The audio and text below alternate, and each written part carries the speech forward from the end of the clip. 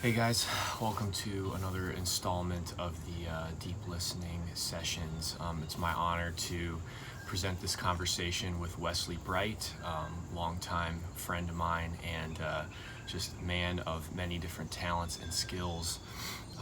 Throughout my time knowing Wesley, I've seen him navigate, through all these different worlds of being a soul singer, having his own business, beekeeping and cultivating honey, expanding his family, and navigating, corporate world. And he shared a lot with us about what it's like to have to navigate all these worlds, and especially being a black man in these white spaces, and how the behavior has to be adjusted in order to, accommodate that. So yeah, we got into a lot of good stuff, a lot of good perspectives about what that experience is like. That I just feel like is incredibly valuable for us to hear. So again, thank you for being part of this. Thank you for opening yourself to new and different perspectives. Enjoy. Cool. Okay. So thanks for being here, everyone. The intention behind this whole project is to give people a little bit more proximity to, minorities who are having an experience that like white folks just don't really understand. And I wanted to do that with people in our community, just so we can, feel a little bit more connected to what's happening in our community and less in our separate worlds. Thank you for being a part of this and showing up for that. So conscious listening is a little bit different from normal listening. A lot of times when we're listening to each other, we can have this feeling of almost like we're just waiting for another person to be done talking. And that's not, really listening consciously. I think of it as giving someone your full attention, really feeling into what they're saying, what they're sharing, and then watching your own emotional and mental responses, and just kind of quieting those and really tuning into the other person. So that's the sort of listening space that I'd like to cultivate around this conversation. So Hey, thanks before, for putting this all together. oh yeah, absolutely. You're Love very it. welcome. So we'll start off with just a minute or two, just to kind of breathe, meditate a little bit, and settle. So if you close your eyes for a moment, sit up tall, take a breath in through your nose, take a long exhale.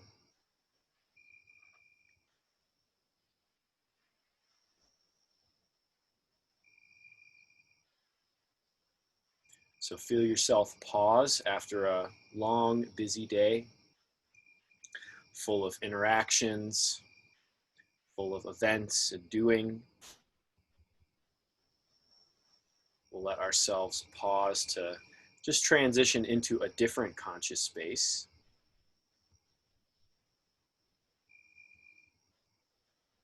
where we can open up our awareness to hear another person share about their experience.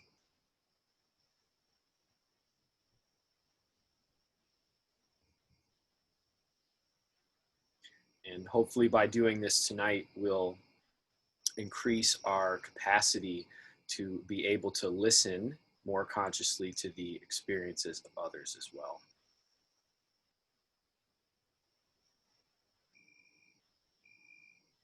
So you can take one more deep breath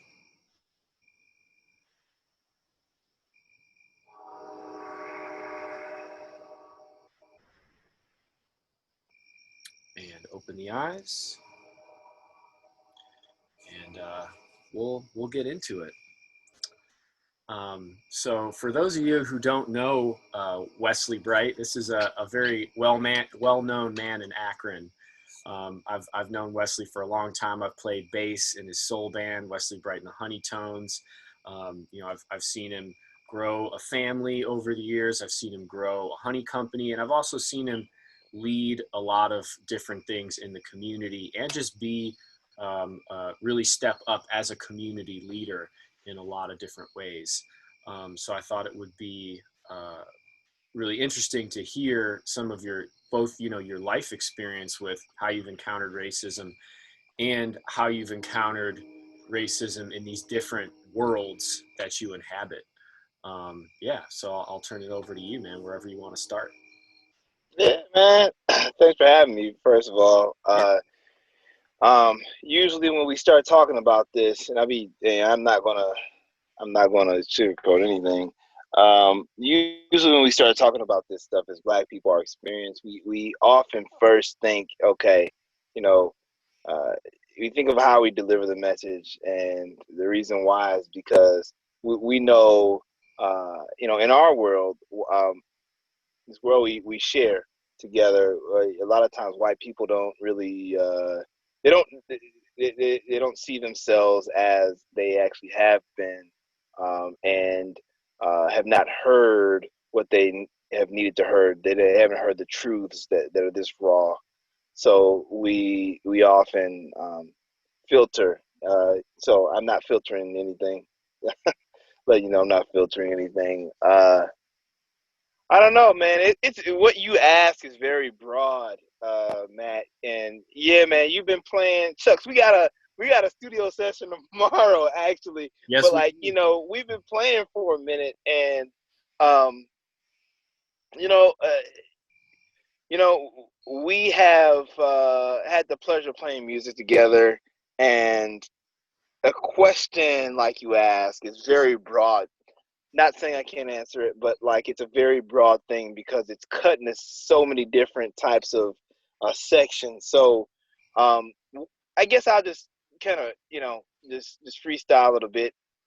Yeah. When I think of being an entertainer and being a musician, it's one thing, but being a black musician, uh, it's it's a different thing.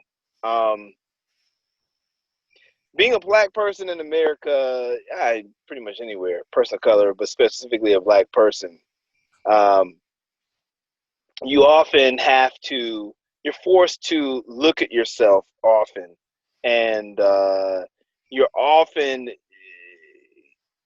making sure that you are centered in the right way just to exist. Not even for any particular or specific reason, but just for basic existing. Mm. Again, when we talk about the experience as an artist, uh, you know, there's two halves of that. For me, like I think of the roaring crowds we've been in front of, the support we've received, um, the perks that we've had, like the advantages that we've had because we've been a successful soul band and people know us. But then at the same time, like, there's that other half that I'm thinking of, like a lot of these people wouldn't even care about, me as a black person. Like if I weren't this artist, I'd be walking around Highland Square, and nobody even, I'd be invisible, Mm. because it seems like it's very comfortable for white folks to see that part of our society that makes them uncomfortable.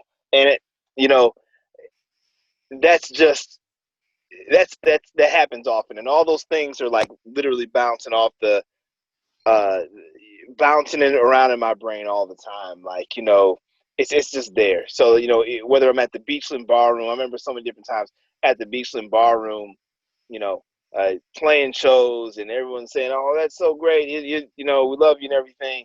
You know, how would you feel about someone like me if I was just walking down the street? Because real talk, that's kind of the reality. Before I was doing music, when I first moved to Akron, I remember walking around like Highland Square, for instance, and nobody know me. They didn't care about, they didn't care about, who I am. And I understand that, like, that's no matter what color you are. Sometimes, like when you're an artist versus non-artist, you get that recognition. But it's a different thing being black. You're not even that you're not recognized. You're invisible. You know what I mean? Yeah. Um, you know, uh, And when we talk about being, I'm going back to it, the the two halves for me about being an artist. Um, you know, I remember all the good times, but I remember the things that happened, and I knew it was because I was black. Like, there's a lot of little things that happen. Like, I mean, I've noticed like white folks will make sure you black no matter what. A lot of times. I'm not saying all, but like Yeah. white folks, when it happens, it's white folks. So like, I remember we played a show in it was like in Chicago for like down to Rocking on the River or whatever. And after the show, these young ladies came up, they're white young ladies, and they said something like, "Oh, it's so great, it's so great." But then they said something real weird, like oh, and you smile, you're just so dark. I'm just like, what in the world is like, why would you even say that? Like, it's kind of humorous, but it's like it's just like a reminder. Mm. And it gets even, it ranges from very subtle to very more extreme. Like when we were playing in West Virginia, I don't know if you recall, we were playing in West Virginia, and we killed the show, great show. And after the show, myself and our trumpet player Matt Garrett, we were driving together. So I had a rental car because my car was in the shop, and it was a car I wasn't familiar with all the controls. So we started driving, and before we even got on the highway, we were in downtown. I don't know where it was at, but we were downtown. Down in Charleston. Charleston, right? Yeah. Downtown Charleston. It's a cool place.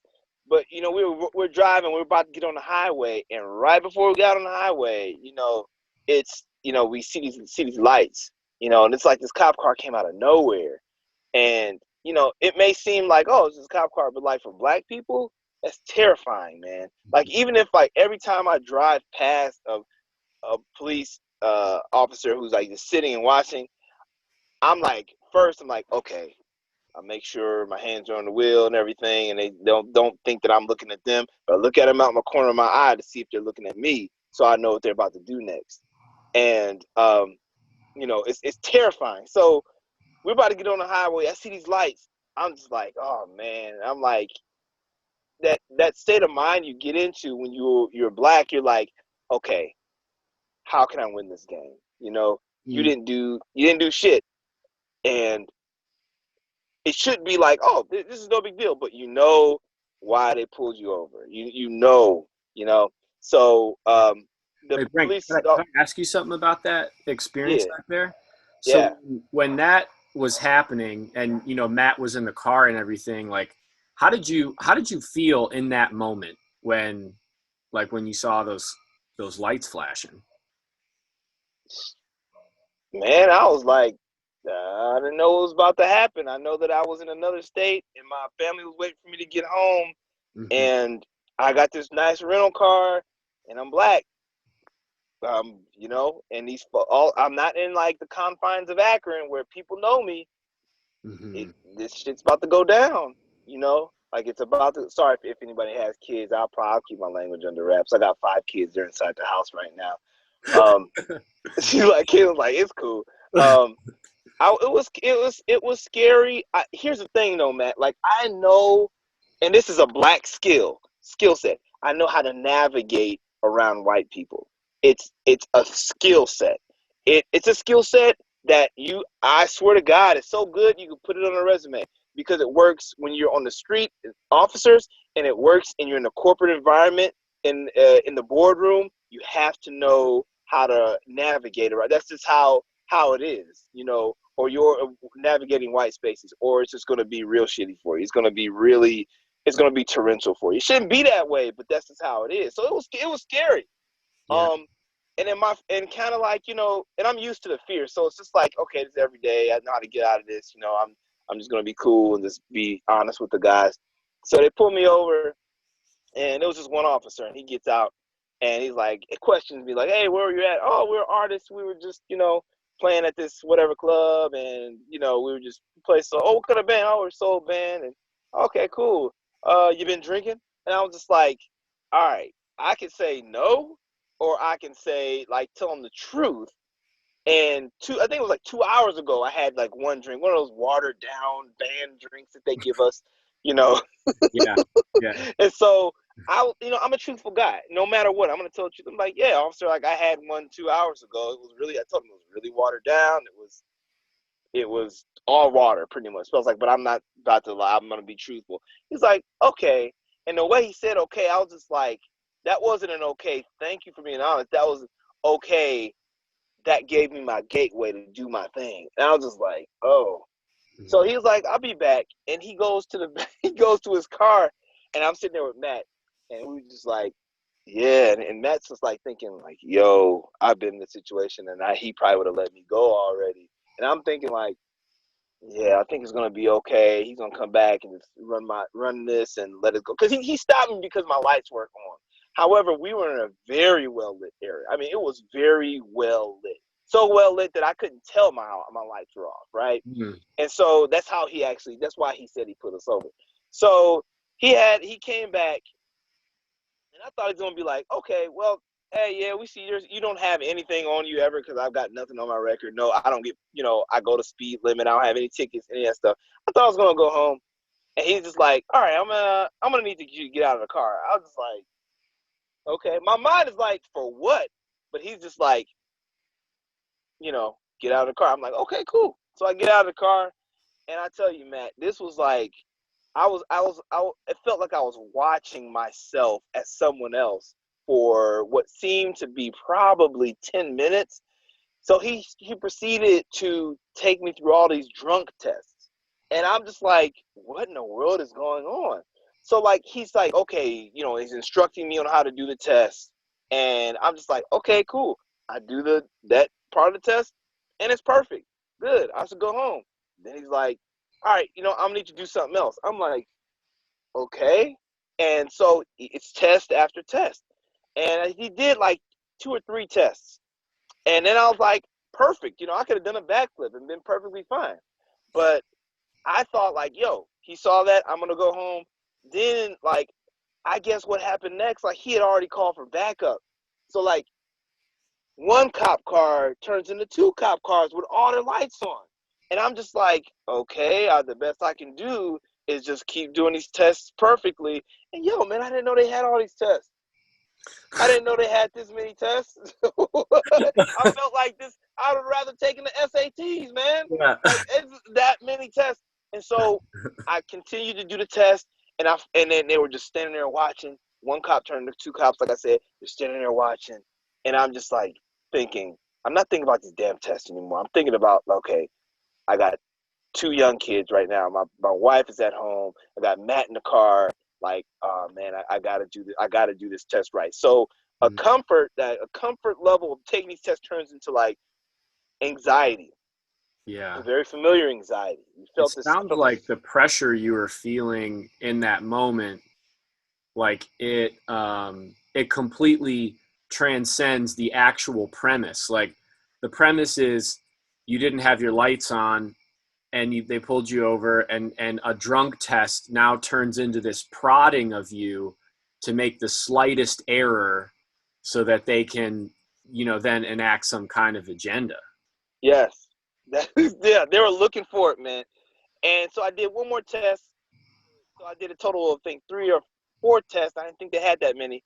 But then 2 cops turned into 3 cop cars. And by this time, Matt's in there, and like I think I saw him like sinking lower and lower in the seat. He's like, he doesn't know what's going to happen. And so they are all just like sitting there, just like intently looking. And I'm just like, man, what the fuck is these dudes? What are these guys doing? Yeah. Like, what are they doing? And guess what? I can't question them because the moment I don't have a problem with officers. I don't. But one thing I've noticed over the years, officers are masters at is escalating shit. I mean, escalating. They are good at that. They're really good at protecting people. They're really good at, they're really good at a lot of things. But one of those things is escalating. And I think we see it more now than ever. And the only reason it didn't escalate is because I did things so perfectly. that there was no reason for them to escalate. So like by the end of the test, they were just talking to each other. And I don't even think they were even like looking at me really. Mm-hmm. I finished and they're like, okay, good. Just make sure you have your headlights on next. And oh, by the way, we just gave you this test because you told us you were drinking. And I'm just like, I told you I had a watered down drink. Like literally, it should have been over. Like I've got white friends who've told me that police officers have literally let them go after they told them they were drinking and they were obviously hammered. And it's like, we get this. And here's the thing, man. It's you gotta, as a black person in America, you have got to have a survival kit in mind and in your head on how to survive just every day. We have to not only display mastery on a personal level. I have kids. My wife is white. She's of Polish descent, but our kids are going to be looked at as black. So I cannot let them go out in the world uh, thinking that they're white people. Just because you're half white and doesn't mean that this world's going to treat you like a white person. They're going to treat you black because they're darker actually. So they're going to treat you black. So like, but back to the story. Like when as an artist, that's on my mind. The side comments, all like the shit. It happens. I remember we were on the way down and to Tennessee or something like that, and we stopped at a diner, and it's just like all the time. Like there's white people who will always tell you what make sure that they what they feel, and in essence they'll let you know that you're black. I remember we stopped at a diner and this lady overheard us talking about like Max Brady. He's the white guy in our band, trombone player, and how his arm was out the window and he got a tan.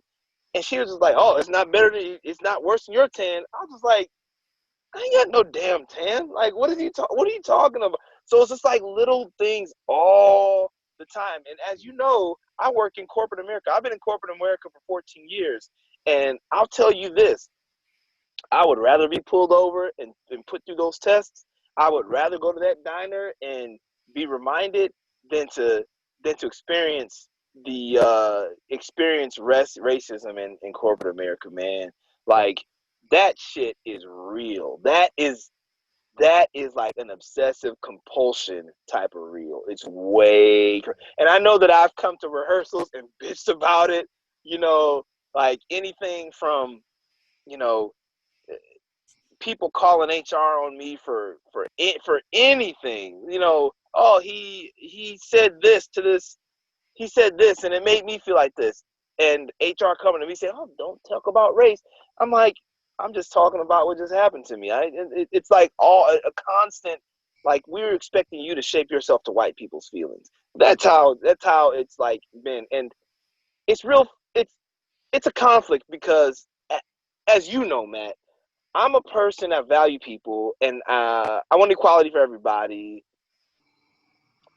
But there's this conflict where I know that my experience is going to make certain people feel very threatened. At the same time, I refuse to be the version of myself that white people want me to be. And that's the older I got, the more close to that notion I've become. Mm-hmm. And again, like I've experienced some of it on the road with y'all, but then like I experienced most of it working for a corporation who the problem has, I'm a people leader. So like I had, 10 people under me. Number one problem is like a lot of these folks they were all white. Most of them were white. One of them was black. They never had black presence in their life, and they never have been told by like a black person what to do.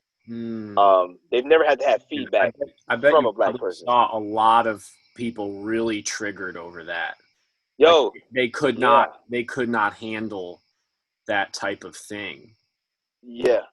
But Yeah. Before you keep going with that, man, I really want to connect this to what you said about like having to develop this skill set to like survive in the white world, and in all these different facets. Like I'm kind of hearing you touch on that. It's like interacting with cops, in interacting with people in the entertainment industry and in the corporate world. Like, when do you feel like, what one thing I want to ask you is, when, at what point in life do you feel like you had to like generate that skill set just to move through ordinary things?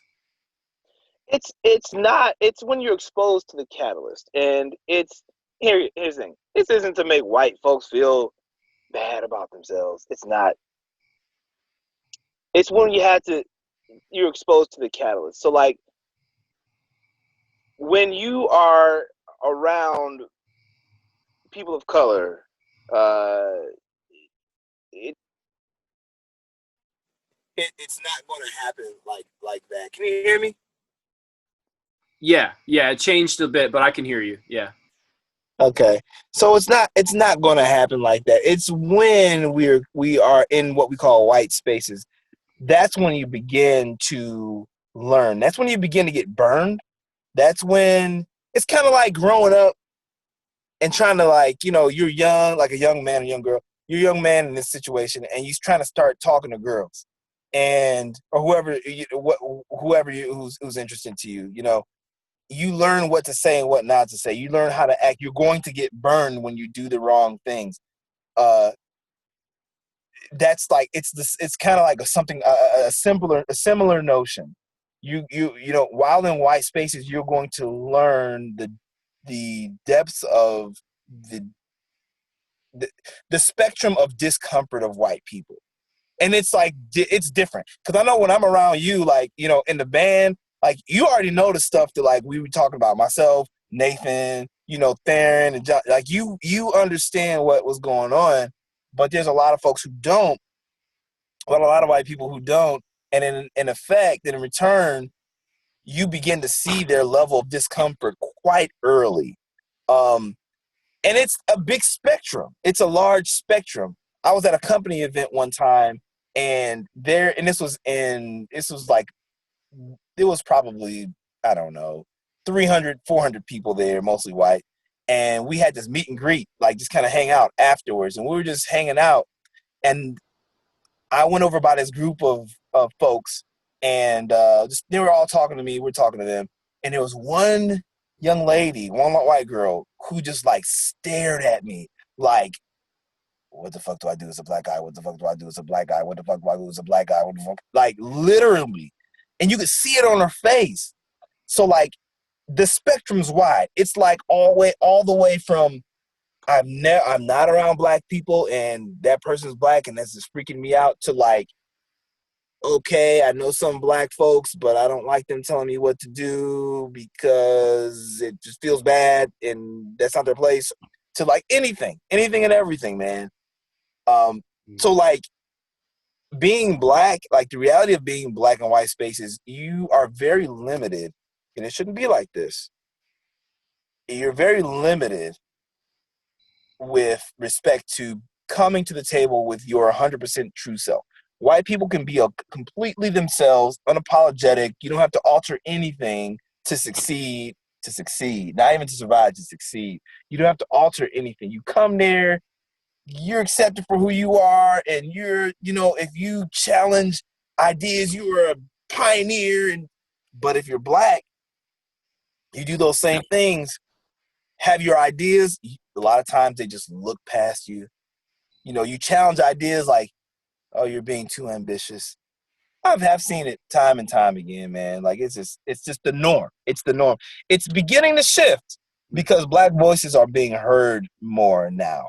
At the expense of black lives, hashtag insert any black person who's died unjustly, because of racism or bigotry. But it's becoming a thing that is more widely accepted to hear black experiences. And unfortunately it's becoming pop and trendy, because I know that there are companies who are saying Black Lives Matter, but like a large part of Black Lives Matter are hearing the voices of black people just as people. not as a month, not as Black History. Oh, we honor the black folks in our stories, our unique stories. And the thing is, like, I don't see what's so hard about that because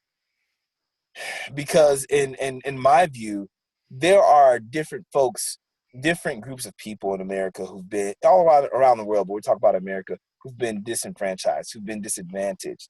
Guess what? I'm going to listen to your story and I'm going to take your word for it because I'm not you.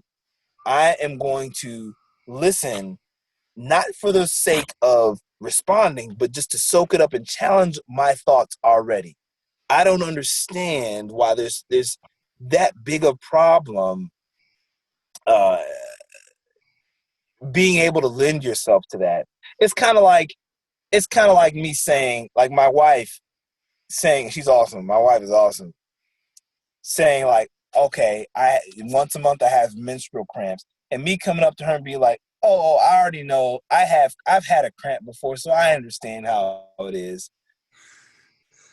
I deserve to get punched in the nose for that one. You know what I mean? So like and this is irritating because like when Black people start talking about our experience, and maybe I'm rambling on, but it's kind of train of thought, or whatever. Why is it so often met by usually a white person saying, "Oh, let me tell you about your experience. It's actually like this. No. It's like this. It's like you would never know." And it's so disrespectful for you to interject yourself like that as if you do.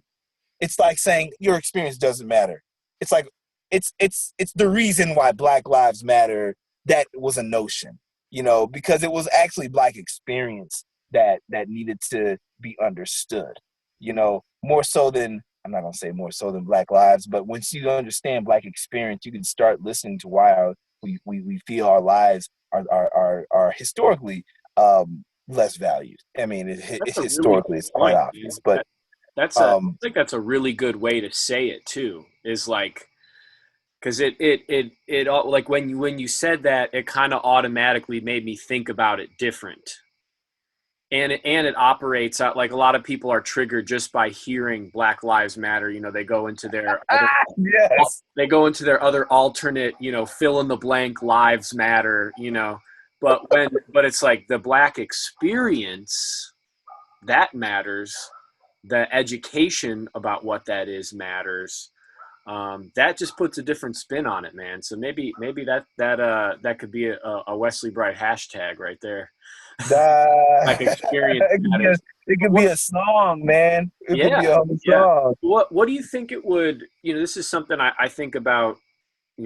Anytime I'm viewing this stuff in the news or social media or whatever. Like, what do you think it's going to take for a bigger cultural shift as to where people won't assume that they understand the Black American experience? What is it going to take? Yeah. It's going to take a few things. Like us as Black people gotta stay strong and continue to tell our stories and get to a point where we can be ourselves in the presence of white people, unapologetically. But it's going to equally take white people, and I know someone's going to listen to this and be like, it's not all white people. Real talk. I'm not trying to, y'all ain't in daycare. We got to like really get down to the nitty gritty. Yeah. We've all been dealt these cards. Everybody's been dealt these cards in the United States. It's going to take white people to just listen. Just listen. It's not okay for you to enter these conversations talking about, well, Black people kill Black people, or enter conversations when it's about Native Americans and, oh, Chief Wahoo, I'm 110% Native and it doesn't bother me because honestly, I'd rather be Black than I'll be Native American any day because no one gives a shit about Native Americans. It could be teams, literally can be sports teams with an epitaph. Let it be the Cleveland Blackies, and see what will happen. See what happens. Just do it. Somebody do it, so we can put an end to this conversation. Because you'll have a million man march at your doorstep, ready to whoop that ass. So, but anyway, like we I got off on that. Sorry about that. It was good. Well, we need our white brothers and sisters just to listen. Don't come to the table with the my feelings and crying and shit. We ain't on that, man. We ain't on that. Just come, listen. There's nothing better than to like be enlightened by something you didn't know. I've been raised by women. I had, I've been with my wife for 16 years, married for 16 years. I had 2 daughters. Like, most people think, oh, I know all thing about everything about women. I'm a steward. I still need to be listening because there's a world of things I don't know, and I don't have to experience as a woman every day. My experience as a black man is I walk down the street and people go to the other side of the street. As a woman, you got to look around who's following your ass. Like that's like, and the only reason I know that is because when a woman's telling a story, I'm listening. And I'm not going to be like, well, not all men are like that. And I'm not like that. I'm not making a conversation about me. And I can admit that, yeah, as a man in this world, nurtured as I am, I'm sure that at one point or even continually, I'm a part of the problem, but I'm working to solve the problem, be a part of the equation that solves the problem. And side note, then we can take women and then subdivide it. Because being a black woman, it's a totally different thing than just being a woman. That's why you'll see with like feminist movements, when you start hearing, you'll often hear like white women's voices, talking about how great the feminist movement is. But talk to black women about what they think about the feminist movement. It's real interesting because it's really not a thing. It's not a thing that was built for black women. It's a whole different thing. And we owe it to whatever group who's being disadvantaged and ourselves to listen with an honest ear and an honest heart and with an intention to be ready to be vulnerable. Because in this country, y'all, like, it is a pretty doggone good country, but it was built on some shit. It was built on like vile shit. So I think we all have realized that, but we just don't all acknowledge. We don't acknowledge it. But we have to listen to each other. I was at work. I was at work. It was about 2 months ago. There was a guy who came up who typically would be looked at as like, oh, this guy's he's low priority, whatever. But I got to listen to his story. And I love listening to people. But I was listening to his story. So another person was like, I'm not helping him. I was like, I got him, man. It's my man. I'll help him. Yeah, you got a prepaid phone. That doesn't mean anything. But he started telling me his story. This dude was one of the firefighters who was in 9/11, who went in the building. He's living with cancer. He's because of that, he's living with cancer. And I was like, wow, that's a story. I looked him up online. Yep, that's him. He's telling the truth. But the point is, in order to honor someone's journey, you have to listen to their journey. You got to be able to hear their journey first. And too many times, it's very American to already have shit figured out. You already know. So why listen to somebody else? You already know. That's the unfortunate part of this great country is the amount of folks who think they already got the answer. Yeah. The dangerous game of assuming that we know more about a person before we actually open up and listen to them. But that connects to another point I wanted to ask you about, man. Because throughout my time of knowing you, like I've noticed that even though you encounter this treatment in the different worlds that you're in, is that you do remain open to hearing what people's stories are, and then that in turn can make people a little bit more open to you and hearing your story.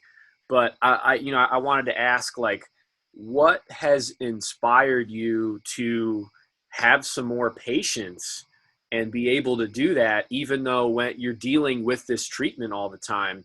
because, you know, whenever if I imagine going through life that way, where like I'm never given the benefit of the doubt and I'm always having to adjust my behavior and myself, it's like I feel like I would have very little patience for anything. You know, like I would probably just go into this mode like, leave me the fuck alone. I'm trying to do my, you know, but like I've seen you kind of transcend that, and I know that's like it's a really difficult thing to do. So, you know, to get back to a concise question is like, what has inspired you to take on that quality of, you know, of going beyond, you know, what the box people are always putting you in order to understand them better. I hear your question, but yo, it's nighttime out here. I'm hearing like a dog howl that sounds like a wolf. And I'm like, okay, how much longer I got on this call? No, but man, I don't know, man. It could be, yo, you hear that dog? Wow, I swear to God, it's just like I feel like I'm in that movie. What's that movie with the vampires and the wolves? Twilight. I feel like I'm in that movie right now. What's your question? I'm just playing. I, man, I don't know. I have no clue. I've always, I think it's because how I was raised. My grandmother was raised in Barnesville, Georgia, amongst I think 9 sisters, and she was born in 1920. She was the matriarch of the family. She just died like a few weeks ago. And I could never tell she grew up in the Deep South. I could never tell she's been wronged by people. I can never tell. I think that has something to do with it because she's played a very large part in raising myself and my brother. So and not just her, it was all over my family. We are patient people. Maybe that has something to do with it. I've always looked up to people like of course, like when I was younger, like Martin Luther King, who I wish they told his story, the story of him, and taught him where it wasn't so whitewashed. Because it often happens where people tell the story of him that makes white people feel good. The part where he marched and I have a dream, but you didn't tell the part where he was peacefully protesting and your grandmother and your grandfather were spitting on him. Anyway, like I always admired Martin Luther King for who he was and his ability to be hated while he was being hated so much, to still shine light wherever he went. I'm the type of cat that thinks like that. I honor my ancestors. The fact that my ancestors were ripped away from their home and brought here lays a pretty large responsibility for me to not just succeed as a person, but completely blow it out of the water. I look at their journey, and although it may not feel right to myself to take the high road, I know that I get farther in life by taking the high road. Not forgetting all of the cuts that certain people have attempted. Never forget those things. Like a lot of people see the version of that you're talking about, like how you're able to be so listening. They see that and don't realize that, and this is me going on a tangent, me doesn't realize that as a black man there's constant rage. I think of, I'm a Marvel fan, so if anybody's a Marvel fan on here, you understand. The Incredible Hulk is always angry, like always. I don't see how you could be a black person in this country and not be very disturbed and traumatized, but angry. And especially if you're in white spaces, it's like prodding and plucking all the time, like the officers I was talking about, but it's like all the time. It's like a big team of people. Some are on the bench, some are in the game, but they're all like taking their turn, you know what I mean? Um, it's difficult to be the way you ask, like, how can I be? It's difficult. It's traumatic. It's weird. It's a very weird thing. It's a very strange thing because you often are shown the realities of your situation, but forced to take the high road. I'd rather be no other person though, because I often see there are a lot of white folks who now are who are way more woke than ever, and that's great. There's a long way to go because I think there's more who aren't, but there's a lot who are now. And I forgot what I was going to say, so I apologize for that. I've been drinking. No, I'm just playing. I was earlier, but you know, it's it's a it's traumatizing to always be expected to operate up here, but being cut down always here.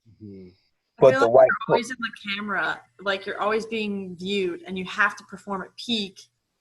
And if you mess up a little bit, you're already like pushed down even more because you're already sort of down here. And I feel like it's just you have to high perform all the time. You're always being watched. Yeah, that's exactly kind of that's what I experienced mostly in the corporate world when I was in white spaces with good white people who weren't unable to listen to my story. And it's not just like, oh, they were inconvenient. They were doing things that risked that put me at risk for my career. I'm the sole breadwinner for my family now of 7. I'm the only one who produces income. Only one. And to be subject to that is quite challenging. It's very, very challenging. Like I often saw, like I have, and they're cool people. I have like other managers who were to the left and to the right of me, and sometimes, you know, as managers, you feel like you got the short end of the stick. Like you got moved to a store that you shouldn't have been at. I worked for corporate Verizon for 2 years. I'm about to leave actually, to fully invest in my own uh, Akron honey brand. Anyway, a lot of times they felt like they got the short end of the stick. And when I heard why they felt like that, I immediately thought like, yo, man, that's Little League. Like you feel like you got wrong because you ended up at a store. You're still making the good money, but you ended at a store you didn't want. While on my end, I just show up to work, and the things that you're doing to make your people successful, I try to do with my people, but I'm met with white feelings often, like that are often, you know, they're at risk to weaponize HR, who's also white, against someone like myself. And I've got a list of shit. I mean, just like of some crazy stuff describing me from some of my incumbents, and you wouldn't even think like, hold on, you talking about Wesley? Like, no, it was as good. The stuff was equivalent to someone saying, yo, Wesley deals drugs and he's a crackhead, or he's like, it was like stuff that's so far-fetched, like, oh, what, like Wesley murdered, like that far-fetched. I had one person after I gave him feedback in a very kind way. I'm very kind, so I'm able to give feedback. There was just one person who she was in an abusive relationship in the past, unfortunately, and I gave her feedback, very kind. I said, "Hey, you know what? I think the reason why this is happening is because of this. What do you see that like?" And we got to talking, and she was getting uncomfortable. Next thing you know, there's a call to HR, and HR told me that they weren't supposed to tell me, but I made her feel like her abusive ex-husband did just by giving her feedback as a Black person, because that does not happen. That's never. I mean, I could tell you, like, yo, I've HR myself is just. HR has been called on me for everything. There was one time a Black employee was met by a white customer, and the white customer got comfortable and said, "Oh, such and such, my husband is an uppity nigger." And I was, and my employee, his name was shucks, why am I forgetting his name? He had dreads at the time. He was about dark skin as I am. He came to me. He's like, "Hey, this is what just happened." I was like, "Whoa, talk to me about it." We were just talking. His name was Mo, and we were just talking. And so I had to, since that was a serious incident, I had to tell my other managers about it. I was like, my managers who were underneath me. So I was like, next day I was talking to a manager who's in the, inventory room. I'm like, "Hey, this is what happened, and this is what they said." And she's like, "Oh my God, what does that mean?" I was like, "Well, back when slaves were free, Black slaves were freed, suddenly free. We were able to walk amongst the streets just like any white person. And when we came across as on their level, white people would use the term uppity nigger to express how they felt like we were too good for our britches, kind of like that." And she's like, "Oh." And then it was probably 4 days later where HR is calling me again with some concerns. And they were sorry, actually, I actually found out about this from another employee who was there. They said, "Hey, HR's calling around asking about what you said." I'm like, "What do you mean what I said?" They're like, "They said you used the word uppity nigger." And I'm just like, "What?" And I started thinking, like, no one else was in the room. I talked to the person who I was talking to. I was like, "Is this happening?" They're like, "Yeah, they called me." I'm like, "You didn't tell them?" They're like, "Yo, I didn't tell them." But there was someone else in the room. There was a white man who was in the room, who was on staff at that day. And I didn't realize he was in the room. So instead of even caring about how the feelings of that Black employee was, they immediately went for me because a white man felt a certain way. Yeah. So there's so many different ways to cut it. At the end of the day, as a Black person in white spaces, you will often feel like your opinion matters, your experience doesn't matter, your resume doesn't matter, your articulation doesn't matter, your skill set doesn't matter. It's white people's feelings that supersede anything else that's in the room, specifically white male feelings, as I've experienced. And it's real interesting to talk this pointedly about it, because I know a lot of white folks aren't used to even hearing the word white. They don't look at themselves as white. I'm just a person, right? But Black people, people of color, different minority groups are often categorized as what they look like instead of the content of their character, just a person. Mm. So I get how this conversation, not with y'all, I don't feel like it's wall, but if someone's listening to this, is going to feel like information overload. Since it's going to be really sensitive to it because you're saying the word white. You're talking about me and my people. No, we're talking about my experience. And my experience is different than someone else's experience. My dad has a different experience than I do, and he grew up in the hood. But if you look at what he posts online, it's like completely different than mine. He's a Black guy that often posts like, "Hey, we're complaining about Black Lives Matter, but we're shooting each other." Like he's that guy, so he's on the opposite end of the spectrum, which is kind of rare, but still, every Black person's experience is definitely different. It gets more, you get more the racial treatment, yes, when you're in white spaces or spaces where folks aren't used to you, the blackness of yourself. I know, I feel like I've been going on for a long time. I'm sorry. No, this is great, man. This is really good, and I want to just thank you, especially for sharing the point that you just did about how, when you're in white spaces, it's really apparent to you how it seems like, anyone who's not white has to tiptoe around the white feelings. And, if something gets tripped, then they'll use, whatever power they have at their disposal to come after you. And Yeah, in my experience, that's yeah. that's my experience. I know others who've had similar experiences. I've known others who've had worse experiences, but I can't speak for all black folks. I can just speak from this dark-skinned black person's experience while navigating white space. Yes. Mhm. Yeah, and I mean, what I'm hoping. Oh, sorry. Go ahead, Kaylin. Like for me, I like go out of my way to like make sure all is welcomed, and I was curious, like your thoughts on what makes you feel comfortable and confident, and that you're surrounded by people that you can actually be yourself. Like, what makes you feel like, okay, this person's not gonna like be my enemy or something along those lines. Like, I want to be like, as a white person and like being around that, I want to make sure that I give off the vibes that I'm completely okay with anyone, like literally just anyone. I don't care who you are. You can come from like the hardest areas, but what can I like do to make people feel more comfortable in being themselves? Confront your own whiteness. I would say confront that and like literally leave yourself vulnerable, like a gash that's open. Leave it open.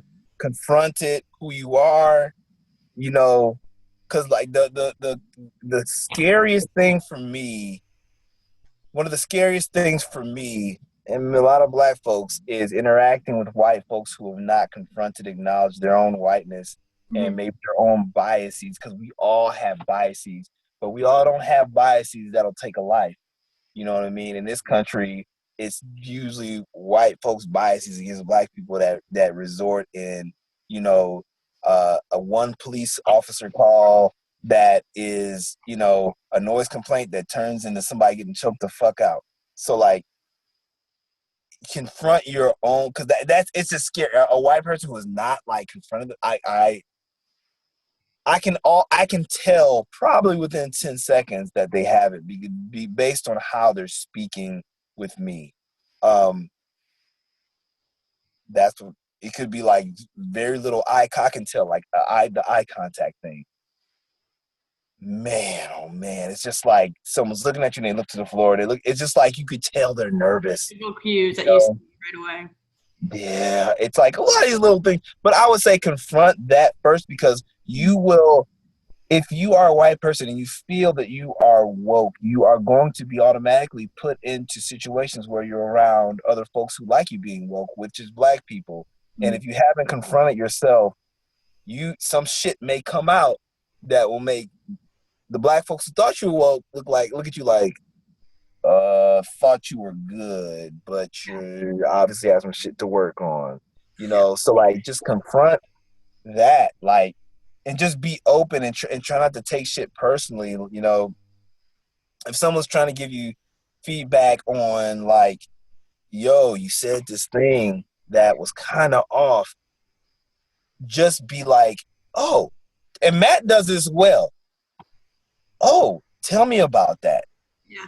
Like, try to separate yourself from the personal. Like, don't take it personally. Yeah. It's a thing, and especially if you're surrounded by like people who love you, black people who are like real cool with you.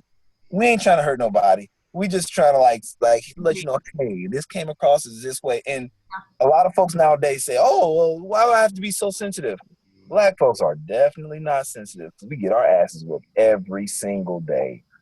We get put down every day. We just asking for just to be equal and to be cool and to be respected, not to be lifted up, just to leave us be.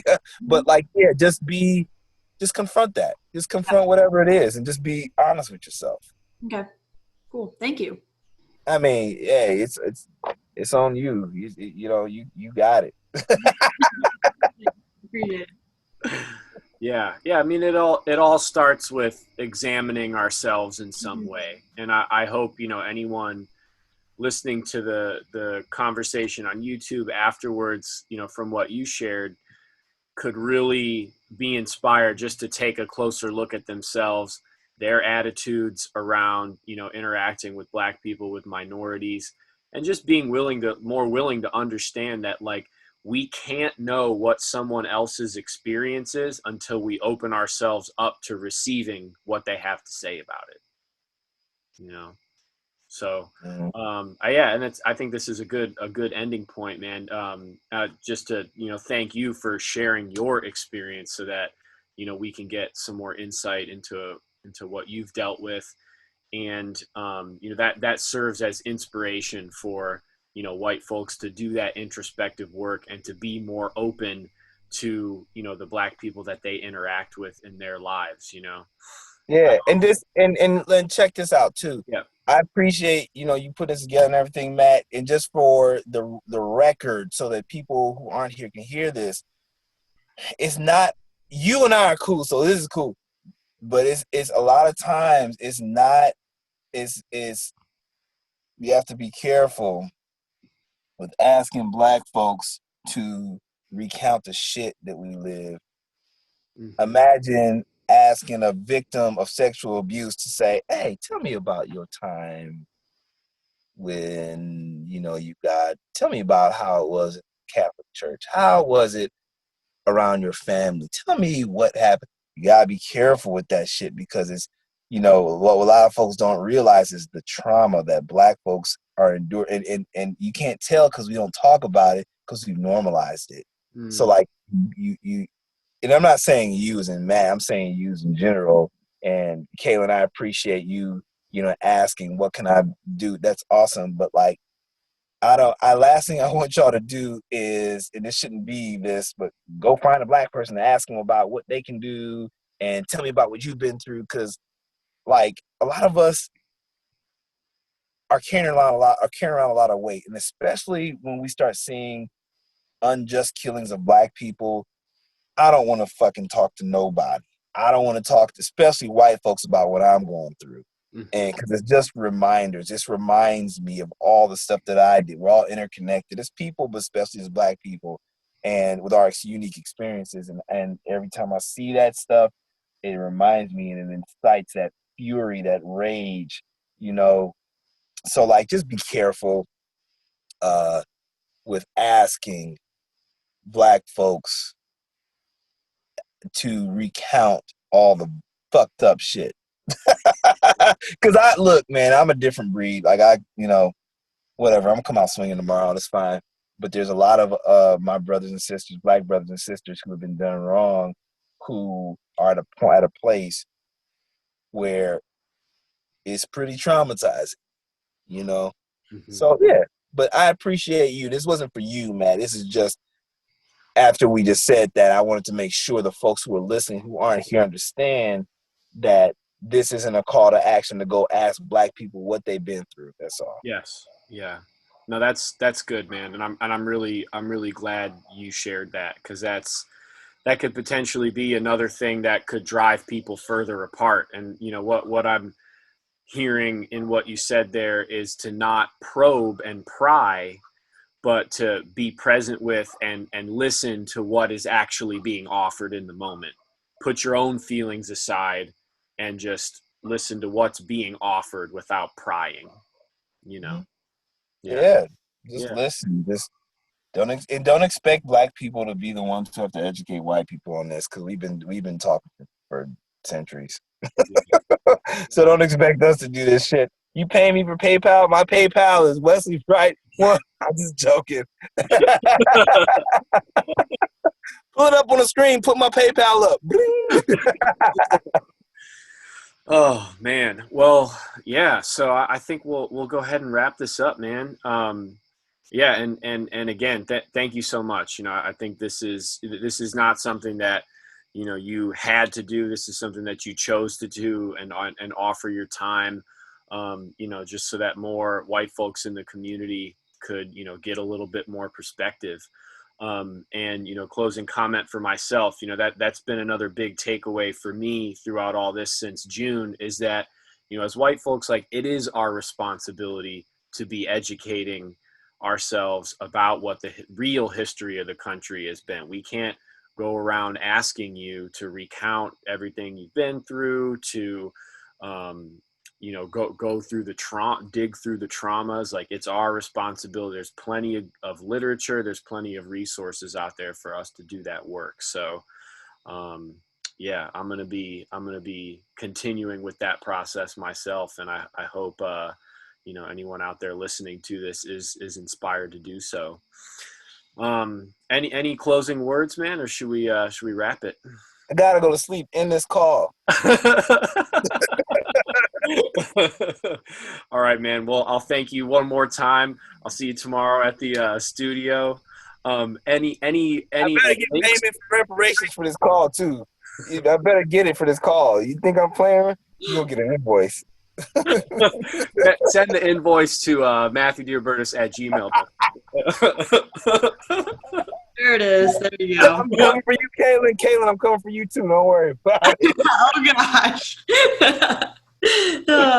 Oh. Hey, look, thank you And guys. my wife is white too, and blonde hair. She gets hit twice. Okay. I'm going in there for her. Oh, she's raising our kids. That's all right though. That's her payment. Cool. All right. Well, thanks. Don't tell me that you watched Django so you understand. Yeah, do not say that, right? There you go. If you liked the movie, just say you liked it and stop it. Yeah. It's a movie, All right. Well, I'll see you soon. Take care, everyone. Good night. All right, y'all. Thanks, guys. Take care, y'all.